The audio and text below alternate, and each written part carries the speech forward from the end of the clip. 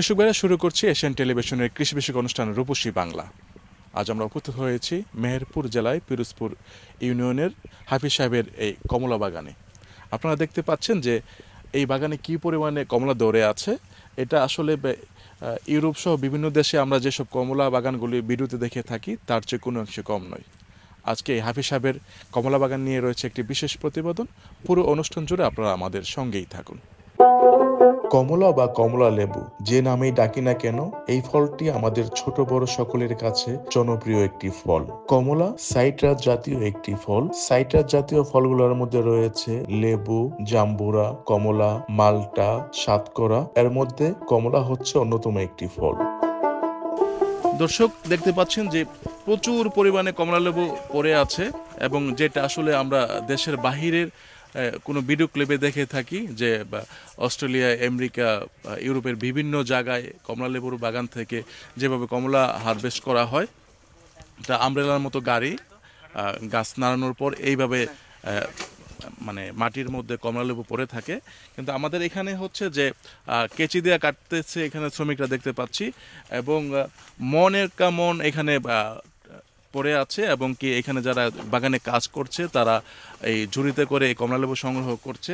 আসলে বাংলাদেশের প্রেক্ষাপটে এরকম একটা দৃশ্য আমরা দেখব, ব্যাপারটা আসলে দেখেও ভালো লাগছে, এবং কি আসলে এটা ভাবনাটাও অনেক মানে চলে আসে যে এটা কি আসলে বাংলাদেশে আছি আমরা নাকি ইউরোপের কোনো দেশে আছি। কমলার জন্য শীর্ষ দেশ হচ্ছে ব্রাজিল। ইউরোপের প্রায় সব দেশেই কমলা হয়ে থাকে। আমাদের পার্শ্ববর্তী দেশ ভারতেও প্রচুর পরিমাণে কমলা হয়ে থাকে।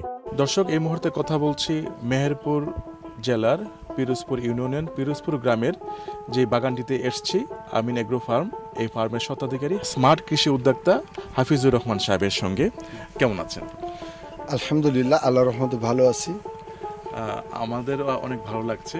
আসলে উদ্যোক্তা কাকে বলে এবং স্মার্ট উদ্যোক্তা কাকে বলে আজকে আমরা আপনাকে দেখাবো দর্শকদের, এবং দর্শকরাও দেখবে যে স্মার্ট উদ্যোক্তা হতে গেলে কি করতে হয়। তো হাফিজ সাহেব, আমরা যদি একটু শুরুর গল্পটা শুনি।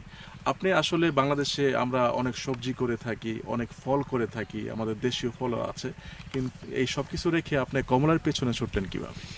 যেহেতু আমি 2000 সাল থেকে কৃষিতে জড়ে আছি, তো প্রথমত বাংলাদেশে প্রথম এসেছিল বাউকুল। তো বাউকুল যিনি নিয়ে এসেছিলেন উনি নিরঞ্জন চৌধুরী আমার বাগানে এসেছিলেন, তার ভালো লাগার গল্প বলেছিলেন। সেই পর থেকেই তিনি বলেছিলেন যে কিছু করতে হলে নতুন কিছু করতে হবে, তাই নতুনের পেছনে দৌড়াই। তো আমার গত বিটিভি আমার সাথে প্রোগ্রাম করলো দেওয়ান সিরাজ স্যার, তখন আমার 22 বিঘা পেয়ারা ছিল। পেয়ারাতে হঠাৎ ধস নেমে যায় বাজারে, যে পেয়ারাটা দামটা কমে যায়, যেহেতু পলি করতে পলি খরচটা বেশি। তো তারপরে থেকে ভাবলাম নতুন কী এসছে, তো দেখলাম যে নতুন বাজারে এসছে চায়না কমলা, মানে সাইটিক্স জাতীয়। তো এর উপরে কাজ শুরু করার পরে আমি কিন্তু কারোর সাথে চারা কিনে নাই, আমি স্বয়ং যে গাছ কিনে নিয়ে এসেছিলাম। এই যে গাছের ফলন দেখতে পাচ্ছি, এই গাছ থেকে আপনি আনুমানিক কতগুলো ফলন পাবেন? এই গাছের কথা বলতে গেলে গাছের ভিতরে আমি সাথী ফসল হিসেবে চাষ করি। তো সাথী ফসলের চাষ 2 বছর চাষে পেয়েছি, শুধুমাত্র গত বছর কোনো চাষ করি নাই। তো এই বছরে আমরা গত বছরে টার্গেট ছিল 3 কেজির পার গাছে, তো একটি গাছে 42 কেজি পর্যন্ত ফল পেয়েছিলাম। তো এই বছরে টার্গেট আছে আমাদের একটি গাছে 120 কেজির। তো মাশাআল্লাহ আমরা 120 কেজি ফল একটি গাছে হারভেস্ট করতে পেরেছি। আপনার দেখা দেখি কি আশেপাশে আরো কিছু উদ্যোক্তা তৈরি হচ্ছে?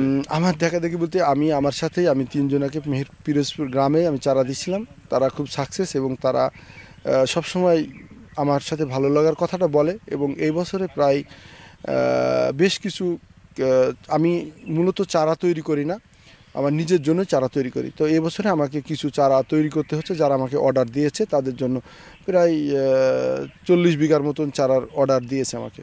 একজন উদ্যোক্তা বা একজন কৃষক একটা কমলার বাগান করলো, এটা পরিচর্যার ব্যাপারটা যদি আপনি একজন স্মার্ট কৃষক হিসাবে বলতে। আমি বলবো, আমাকে অনেকজন বলে যে কমলা চাষ করতে টাকা লাগে, আর আমি বলি কোনো টাকা লাগে না। আপনার কমলা চাষ, আপনার যদি ল্যান্ড থাকে, জমি থাকে, তাহলে কোনো টাকা লাগবে না। আপনি এই জমির ভিতরে ফুলকপি, বাঁধাকপি, তারপরে যে কোনো সবজি ফসল করেন না কেন, সেই ফসলের ভিতরে আপনি অনায়াসে লাগাই দেবেন, কোনো রকম কোনো টেকনোলজি কোনো কিচ্ছু লাগবে না।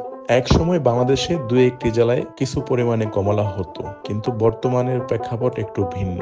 দেশের উত্তর পূর্বাঞ্চল জেলা সিলেট ও মৌলভীবাজারের পাহাড়ি জনপদে কমলা ও বিভিন্ন প্রজাতির লেবুর জন্য খ্যাতি দীর্ঘদিনের। সিলেটের কমলা এই নামটি অনেক আগে থেকে শোনা যাচ্ছিল, বিশেষ করে মৌলভীবাজার জেলার জুড়ি এবং শ্রীমঙ্গলে কিছু পরিমাণে কমলা অনেক আগের থেকেই হতো। তবে আমাদের এবারের গন্তব্য সিলেট নয়, এবারের গন্তব্য হচ্ছে মেহেরপুরে।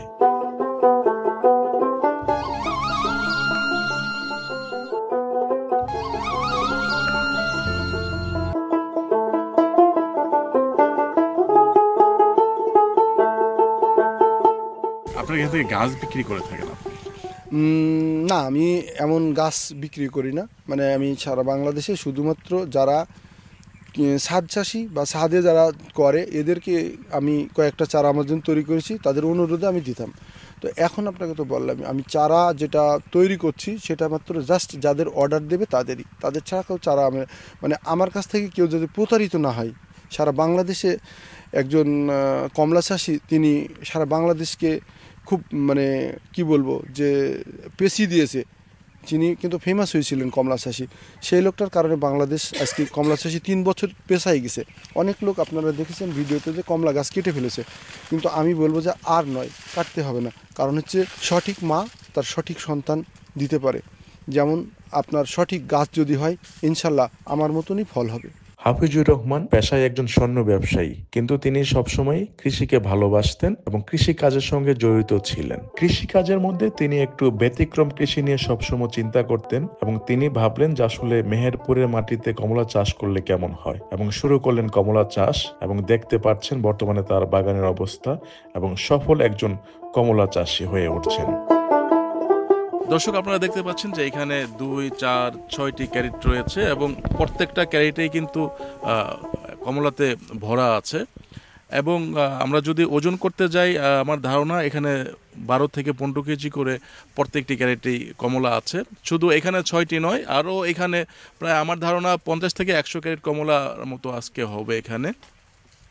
এবং এটা যদি মিনিমাম প্রাইসও রাখা হয়, তাও কিন্তু মানে আপনারা বুঝতে পারতেছেন যে এখান থেকে কত টাকা হতে পারে। তো বাংলাদেশের এখনও অনেক আনাচে কানাচে অনেক জায়গা রয়েছে, এবং বিশেষ করে আমাদের পাহাড়ি এলাকায় প্রচুর হেক্টর বিঘা বিঘা জায়গা খালি পড়ে আছে। আপনারা যদি একটু পরিশ্রম দিয়ে এই ধরনের একটা বাগান গড়ে তুলতে পারেন, তাহলে আপনারা হয়তো এই ধরনের পাকা পাকা কমলা পেতে পারেন। সেই সঙ্গে পেতে পারেন প্রচুর পরিমাণে অর্থ, এবং তারই সঙ্গে স্বয়ংসম্পূর্ণ কমলাতে আমরা সয়লাভ করতে পারি। প্রত্যেকটি গাছেই থোকায় থোকায় ধরে আছে প্রচুর পরিমাণে কমলা। একদিক দিয়ে লোকজন কাজ করছে, অন্যদিকে প্যাকেট হচ্ছে এবং বাজারজাত হচ্ছে। ব্যাপারটা দেখতেই ভালো লাগছে, বাংলাদেশের মাটিতে এরকম কমলা। কৃষক ভাইরা, আপনার খামার, ফসলের মাঠ কিংবা আপনার বাগানের কৃষি সংক্রান্ত যে কোনো তথ্য এবং পরামর্শের জন্য আপনারা আমাদের সঙ্গে যোগাযোগ করতে পারেন 017171988 কৃষক ভাইরা, মেহেরপুর পিরোজপুর ইউনিয়নের হাফিজ সাহেবের এই কমলা বাগান থেকে শেষ করছি আজকের অনুষ্ঠান রূপসী বাংলা। আগামী পর্ব দেখার আমন্ত্রণ রইল। সেই পর্যন্ত সবাই ভালো থাকবেন, সুস্থ থাকবেন। আল্লাহ হাফিজ।